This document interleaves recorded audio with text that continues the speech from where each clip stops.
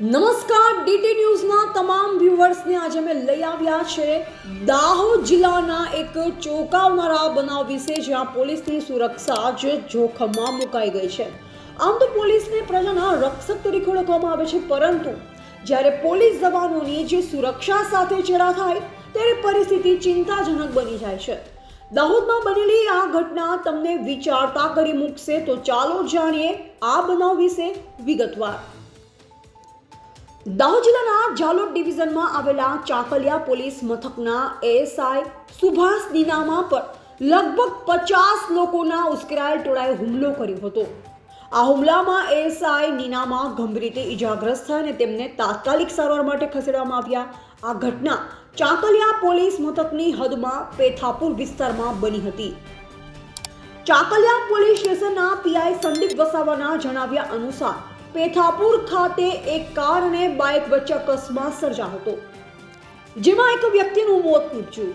આ બનાવની જાણ થતાં જ ફરજ પરના એસઆઈ સુભાષ નીનામા ઘટના સ્થળે પહોંચ્યા અને મૃતદેહનું પંચનામું કરી તેને પેથાપુર સરકારી હોસ્પિટલમાં પોસ્ટમોર્ટમ માટે ખસેડ્યો, પરંતુ આગળની કાર્યવાહી દરમિયાન મૃતકના પરિવારજનો અને અન્ય લોકોનું ટોળું ત્યાં ધસી આવ્યું।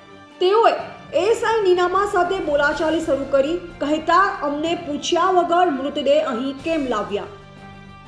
બોલાચાલીથી હુમલા સુધી આ બોલાચાલી અચાનક ઉગ્ર બનીને ટોળું ઉશ્કેરાઈ ગયું। લગભગ 50 લોકોએ પથ્થરમારો, લાકડીઓ અને પાઇપો વડે એએસઆઈ નીનામા પર હુમલો કરી માર મારવાનું શરૂ કર્યું।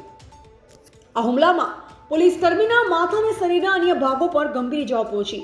બનાવની જાણ થતાં જ પીઆઈ સંદીપ વસાવા પોલીસ કાફલા સાથે ઘટના સ્થળે પહોંચ્યા અને પરિસ્થિતિને કાબૂમાં લીધી। ઇજાગ્રસ્ત એએસઆઈ નીનામાને તાત્કાલિક જાલોદની ખાનગી હોસ્પિટલમાં સારવાર માટે લઈ જવામાં આવ્યા, તો બીજી તરફ ટોળા વિરુદ્ધ ફરિયાદ નોંધાઈ અને સ્થળ પરથી 18 લોકોની અટકાયત કરવામાં આવી। આ તમામને જજ સમક્ષ રજૂ કરતા 24 કલાકના રિમાન્ડ મંજૂર કરાયા। બાકીના આરોપીઓની શોધખોળ ચાલુ છે અને પોલીસે તેમની ધરપકડ માટે ચક્રો ગતિમાન કર્યા છે। ચાકલિયા પોલીસ સ્ટેશનના પેથાપુર ગામ ખાતે ગઈકાલે એક્સિડન્ટ થયેલ, જેમાં એક વ્યક્તિનું મરણ જતાં એએસઆઈ સુભાષભાઈ રામસિંહભાઈ નાઓ પીએમ કરાવવા માટે સીએસસી પેથાપુર ખાતે ગયેલા હતા। ત્યાં મરણ જનારના કુટુંબીઓ ભેગા થઈ અને સુભાષભાઈને કહેલ કે તમે અમને પૂછ્યા વગર બનાવવાળી જગ્યાથી ડેડ બોડી કેમ ઉપાડી અને વાહનો ત્યાંથી કેમ ઉપાડ્યા તેમ કહી તેમની સાથે બોલાચાલી કરી ઝઘડો કરતા સુભાષભાઈને આશરે 50 માણસોનું ટોળું થઈ અને ગળદા પાટોનો માર મારેલ તથા પાઇપ તથા લાકડી વડે માર મારી ઈજા પહોંચાડેલ છે। હાલ સુભાષભાઈ હોસ્પિટલમાં દાખલ છે અને સુભાષભાઈ અમને જાણ કરતાં અમે તાત્કાલિક બનાવવાળી જગ્યા પર પહોંચી ગયે। ત્યાં 17 થી 18 માણસોને રાઉન્ડ અપ કરી અટક કરેલ છે। આજરોજ 17 માણસોને અટક કરી કોર્ટમાં રજૂ કરી રિમાન્ડ મેળવેલ છે અને હાલ તપાસ ચાલુ છે।